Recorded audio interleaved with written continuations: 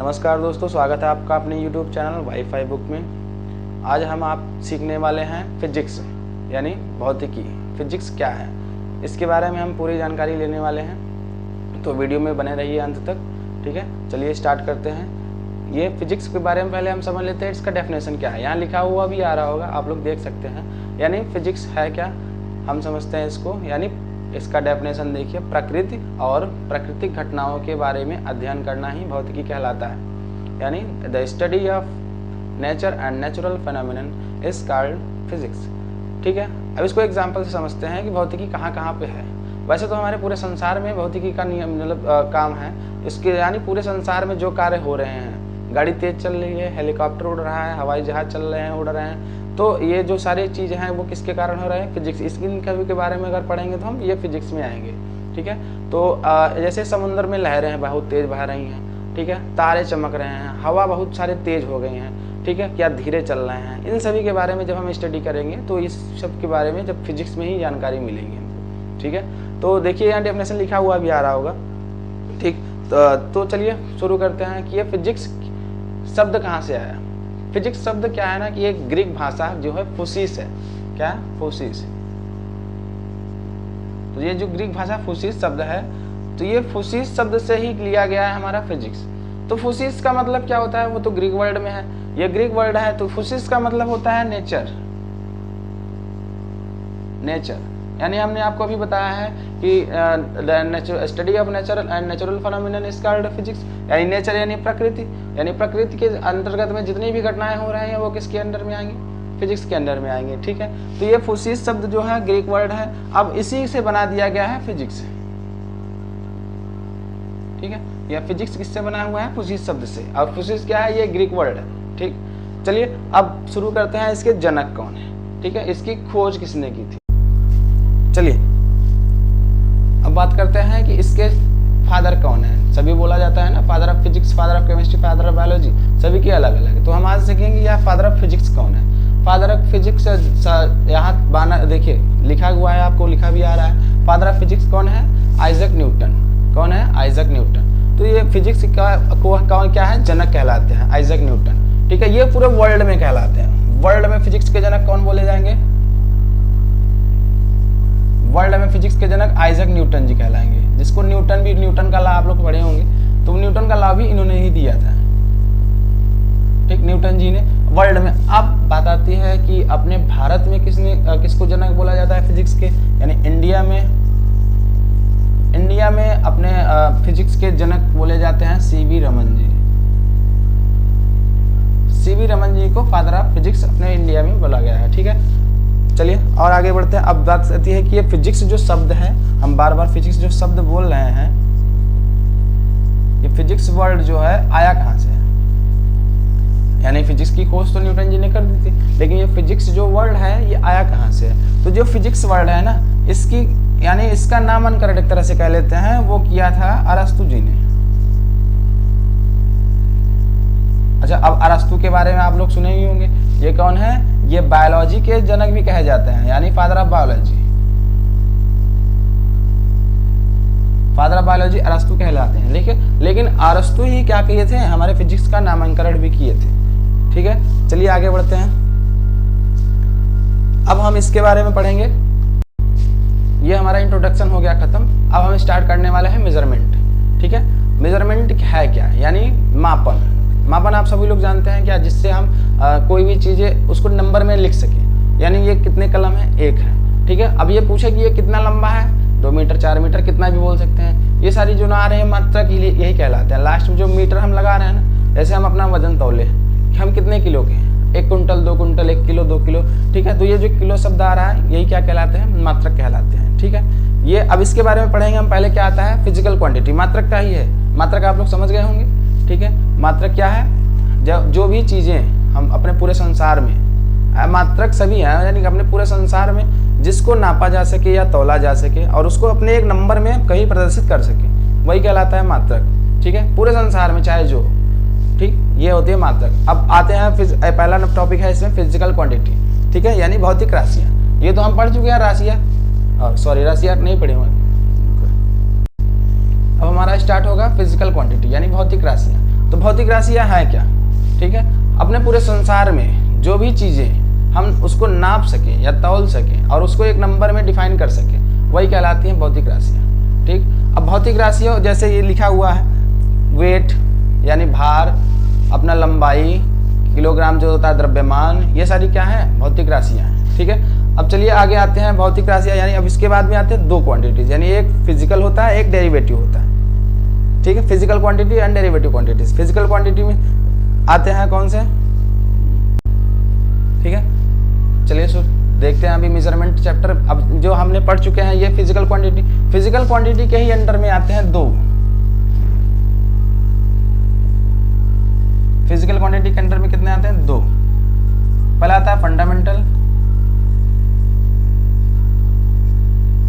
और दूसरा आता है डेरिवेटिव। देखिए, ये फंडामेंटल क्वांटिटीज और डेरिवेटिव, जैसे हम पढ़े हैं फिजिकल क्वांटिटीज में क्या होता है? मूलभूत राशियां। ठीक, अब फंडामेंटल क्वांटिटीज देखते हैं।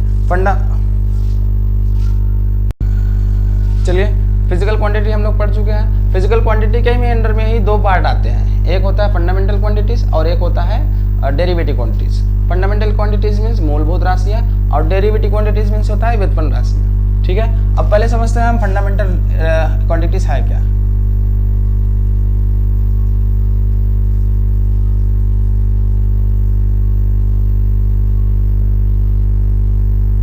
फंडामेंटल क्वांटिटी होती क्या है? यानी मूलभूत राशियां क्या है?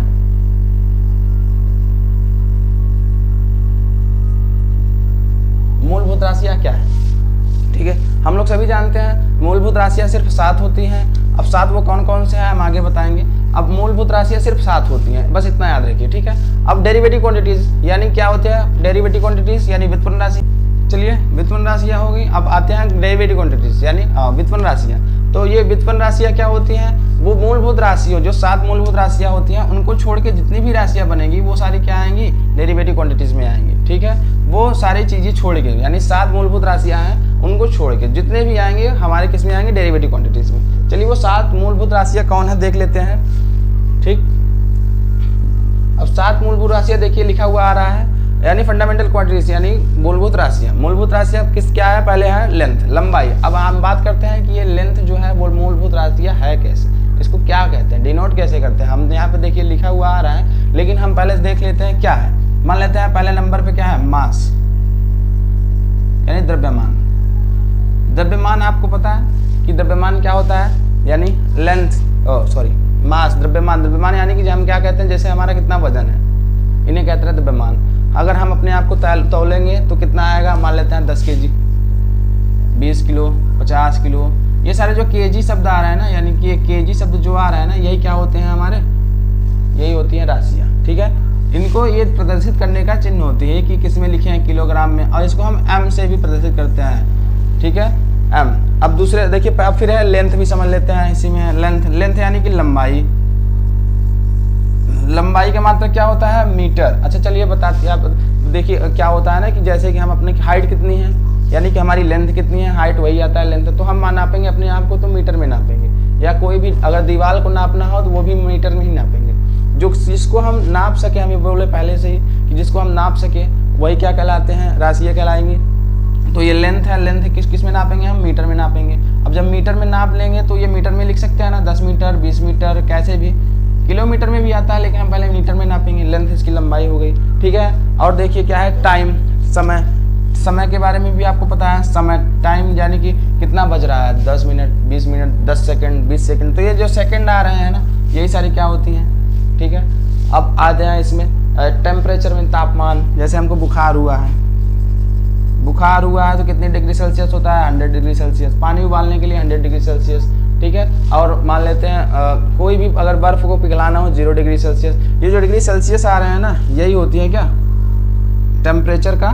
और लेकिन इसको हम प्रदर्शित करते हैं किस केस में? केल्विन में। ठीक है, इसका क्या होता है? राशि क्या होता है? केल्विन होता है, जिससे कैसे प्रदर्शित करते हैं। फिर और आगे देखते हैं, इलेक्ट्रिक करंट है।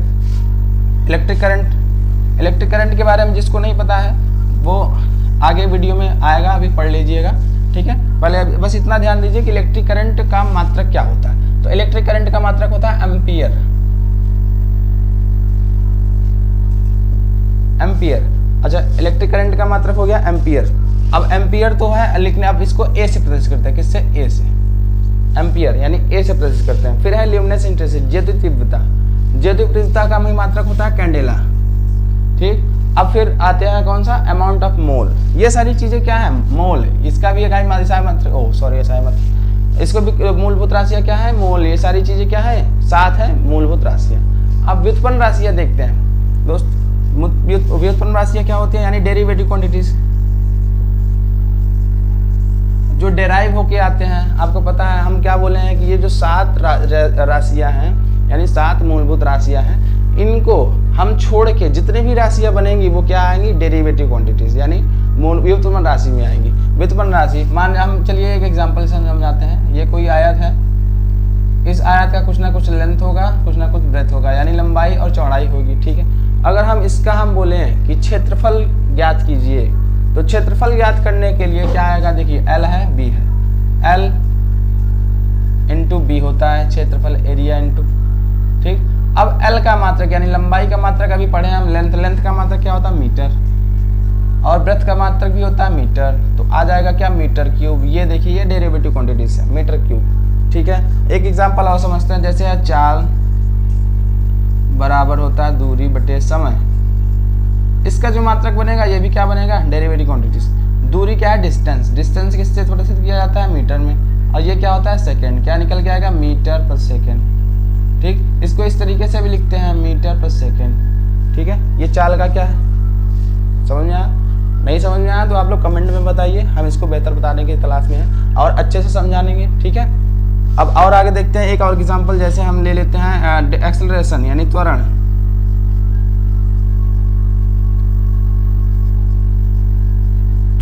त्वरण क्या होता है?